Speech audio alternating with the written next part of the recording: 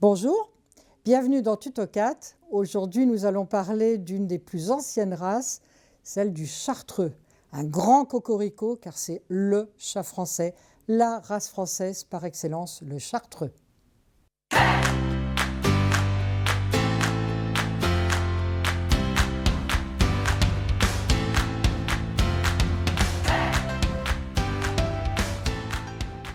Tellement ancienne comme race et tellement appréciée déjà à l'époque. Dans les années 1500, 1558, je crois, on a des peintres, on a eu aussi des écrivains, on a eu Joachim du Bellay qui a parlé du Chartreux. Bon, il avait peut-être le ventre blanc, c'était pas le vrai Chartreux, mais quand même, on parlait déjà d'un chat gris, d'un chat bleu qu'on va décrire aujourd'hui. On avance un petit peu dans l'histoire. Et dans les années 1700, le Chartreux a été décrit dans le dictionnaire d'histoire naturelle quand même. En 1930, les sœurs Léger, à Belle-Île-en-Mer, se sont intéressées à cette race naturelle d'une même couleur bleue, qu'on va décrire tout à l'heure.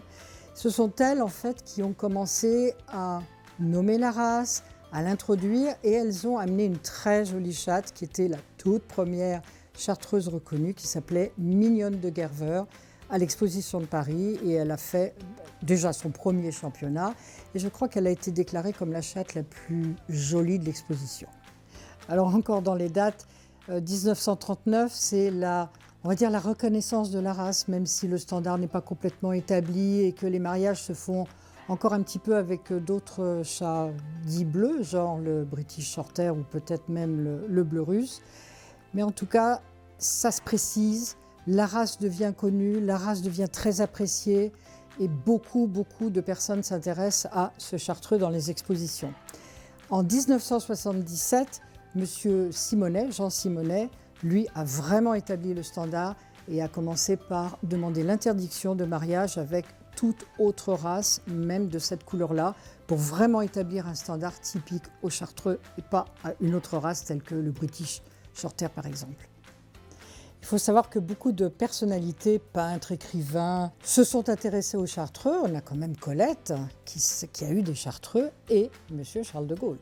Il y a un autre mot Chartreux, c'est pour la chartreuse, cette jolie boisson verte qui était faite par les moines chartreux. Il n'y a pas vraiment corrélation entre le chat chartreux et les moines de la chartreuse.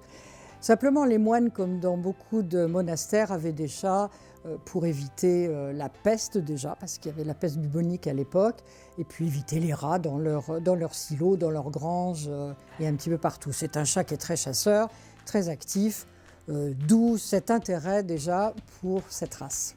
Dans l'histoire et dans les légendes, malheureusement, il y a des côtés un petit peu négatifs, et ce Chartreux n'ayant qu'une couleur et qu'une seule longueur de poil, ils ont servi aux pelletiers pour faire des pelisses, pour faire des manteaux, parce que cette fourrure qui est très chaude, épaisse et d'une couleur uniforme était très facile malheureusement à travailler à cette époque-là. Il faut quand même en parler. Ils ont servi pour les peaux, comme beaucoup d'animaux sauvages, mais le Chartreux dans les races de chats, c'est une des races qui a servi à ça.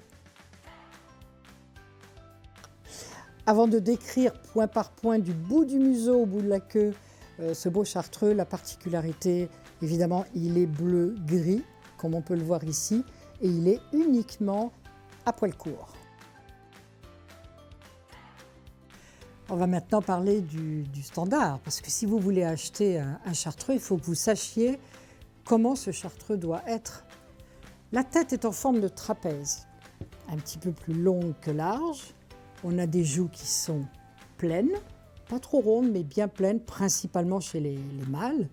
On a un front relativement haut, une courbe au niveau du nez, légèrement concave. Le nez est droit, mais pas trop long.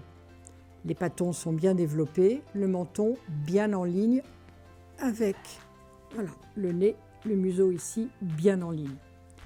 Les yeux sont largement ouverts, un tout petit peu en oblique au niveau de la base de l'oreille. Ils doivent être très expressifs, on doit voir l'intelligence, la vivacité dans cette race, on voit bien ici. Les oreilles, elles doivent être relativement hautes. J'insiste bien sur le mot relativement car il doit bien y avoir l'espace d'une oreille entre les deux ici sur le front. C'est-à-dire on doit avoir 3 oreilles en gros. Une oreille avec sa largeur, la même largeur ici, l'autre oreille avec la même largeur bien entendu.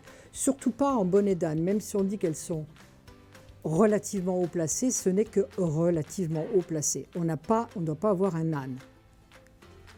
Un petit plus dans cette très jolie tête, c'est son sourire. En fait, on a l'impression, parce que le museau est un petit peu plus étroit, avec les patons qui sont bien développés, on a l'impression que le chat sourit. Le dimorphisme entre le mâle et la femelle est très évident. On peut le voir ici avec 2 chats complètement matures. On a un mâle qui est très très puissant, qui est en train de s'intéresser à cette jolie fille, très très jolie fille. Et ils ne vivent pas ensemble, alors ils essayent de faire connaissance. Et on voit une femelle qui est pourtant extrêmement bien bâtie, mais on voit bien la différence de taille entre mâle adulte et femelle adulte. C'est tout à fait normal. Dans cette variété de chats, dans le chartreux, on voit bien la grande différence de taille entre le mâle et la femelle. Et pourtant, on a une femelle qui est très très bien balancée ici. Mâle comme femelle, l'encolure doit être puissante, sans lourdeur quand même. Mais elle doit être puissante, bien musclée, pas trop longue, mais pas ramassée non plus. Le corps est de format semi-cobie. Ça veut dire qu'on a un chat qui est relativement grand, relativement haut placé, mais surtout puissant, large aux épaules, large dans le dos, large dans les hanches, sans aucune lourdeur, ce qui fait que c'est un chat qui est actif, qui est tonique, qui est capable de chasser, de se mouvoir sans aucun problème, parce qu'il a justement ni trop de lourdeur, ni trop de minceur ou d'élégance qui pourrait l'empêcher d'être, comme on voit ici, un chat puissant, musclé. C'est très important qu'il y ait une belle musculature, bonne ossature. Vous voyez une poitrine qui est large, mais sans lourdeur, les épaules bien larges, les flancs pleins. Les pattes ont une puissance musculaire importante, une assez forte ossature, toujours pareil sans lourdeur. Les pieds sont de forme relativement ronde, solide, un chat bien planté dans la terre, bien français. La queue est de longueur moyenne, assez large à la base. Elle va en s'effilant légèrement pour être en belle harmonie avec le corps. Et voici un petit bébé qu'on voit ici, parce qu'on va parler de la couleur. Et vous voyez, quand ils sont tout petits, on a ce bleu qui n'est pas encore tout à fait uniforme dans la couleur. On a des petites marques fantômes qui sont absolument normales et parfaitement autorisées quand ce sont des chatons. Alors on peut avoir des marques fantômes en forme de rayures ou avec des dessins, et ça va partir avec la prochaine mue. Et adulte, on va avoir une très très jolie couleur bleu ardoise qu'on va voir dans 2 petites secondes. Alors parlons-en de cette fourrure qui fait, pas tout le chat, mais quand même presque, déjà il fait sa couleur. Donc on le dit bleu, en fait c'est gris pour notre œil, et on veut un gris assez foncé qu'on va dire ardoise, le plus uniforme possible, bien entendu. Plus de marques fantômes, les dessins dont on parlait sur le bébé, il n'y en a plus chez l'adulte, et on a cette couleur très très uniforme de bleu, ardoise bien entendu, mais tous les tons de bleu sont reconnus bien entendu, mais pas trop clair et surtout pas argenté en tout cas, parce que ça on va le laisser au British Shorthair. On a parlé de la couleur, maintenant on va parler de la texture. La texture, on veut un chat qui soit avec une fourrure courte, mais pas trop, elle ne doit pas être rase, elle ne doit pas être trop près du corps, puisqu'on a un sous-poil qui est quand même assez abondant, du moins épais, et pour avoir une impression de chat avec la fourrure imperméable, qui est une parfaite protection pour un chat naturel, comme on peut avoir ici pour le chartreux. Une protection tout à fait naturelle, on voit bien cette fourrure avec le sous-poil épais, dense et toujours de cette même couleur uniforme bleue. La couleur des yeux du chartreux va du jaune à l'orange. Surtout pas de vert, évidemment, ce ne serait pas un chartreux. Bien sûr, comme nul n'est parfait et que les expositions sont très exigeantes quant au standard, le standard, je le rappelle, est quand même l'écrit du rêve de l'éleveur, de dire il faut que ce soit comme ça, etc. Mais évidemment, la nature, des fois, ne fait pas toujours les choses aussi correctement comme on le voudrait. Donc il y a des pénalités qu'il faut éviter quand vous achetez un chartreux. C'est d'avoir un chat, bien sûr, qui a les yeux trop en amande, ce n'est pas une race avec les yeux en amande. Il ne faut pas qu'il y ait de stop, c'est-à-dire le creux ici au-dessus du nez et après le front, qui soit trop prononcé, parce que là on va parler d'une autre race. Il ne faut pas que le nez soit bombé, il faut qu'il soit droit. Donc ce sont des points très importants. Il ne faut pas que le chat soit trop fin. Évidemment, la couleur, pas de taches blanches, etc. Mais ça, on va parler dans ce qui disqualifie. Voilà en gros ce qu'il faut éviter. Les défauts éliminatoires, bien sûr, il y en a. Ils sont listés et ce sont la tache blanche qu'on pourrait trouver ici ou qu'on pourrait trouver au ventre ou à la queue. Enfin, une tache blanche, où que ce soit, surtout pas. C'est bien une couleur uniforme. Il ne faut pas que les yeux soient verts, c'est très important. Pas de cercle vert non plus. Évidemment qu'il ne louche pas, ça c'est un petit peu normal. Il faut que le sternum, c'est-à-dire ici, là, le sternum, qui soit bien droit, bien en ligne. La queue ne doit pas présenter de défaut, c'est-à-dire de nœud à la queue, de déviation. Et puis que le chat ait les aplombs qui soient très droits. Comme on peut le voir ici, même pour un chat qui est relativement lourd, on a des aplombs qui sont droits. Voilà, c'est-à-dire bien en parallèle. Idem pour l'avant, il ne marche pas comme Charlot, il marche bien droit. Une petite précision que malheureusement j'entends des choses en exposition qui sont assez déplaisantes, je pense, pour les éleveurs de chartreux. C'est les visiteurs qui voient ce beau chat et puis qui disent « Ah, mon voisin a le même » ou « J'ai le même dans la ferme d'à côté » ou « J'en ai trouvé dans la rue ».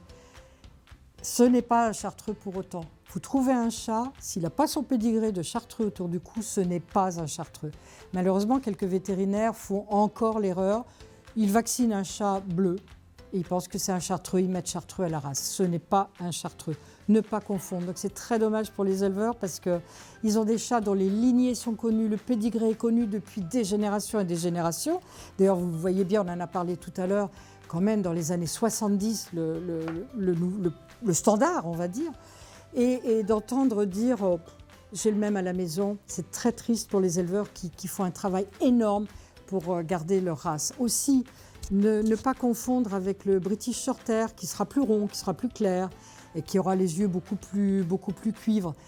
C'est un chat bleu, oui on voit des chats bleus dans la rue, mais le chartreux est vraiment une race à part entière, avec son standard, avec ses pédigrés, et c'est très important, c'est une race au même titre qu'un Maine Coon va être une race dite pure, ou n'importe quel siamois. Le chartreux a plus d'histoire dans son pédigré que bien d'autres races. Vivre avec un chartreux, c'est vivre très simplement avec une race super équilibrée. Il y a quelque chose entre ces petites oreilles qui sont ici. C'est un chat vif, intelligent, ça, je crois que ça se voit dans le regard.